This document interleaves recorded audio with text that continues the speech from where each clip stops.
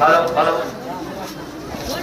భక్తులకు మనవి, అమావాస్య దివ్య హోమానికి 1116 రూపాయలు చెల్లించినటువంటి దాతలు ఈ యొక్క రసీదును చూపించి 1116 రూపాయలు కట్టిన వారికి మాత్రమే ఇవ్వబడుతుంది.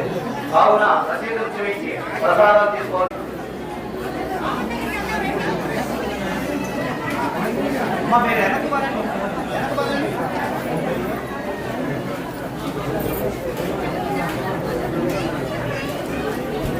దయచేసి మచిలీపట్నం వాస్తవ్యులు సారి తీసుకొచ్చినటువంటి వాళ్ళు కూర్చోవాలి. మీరు పక్కన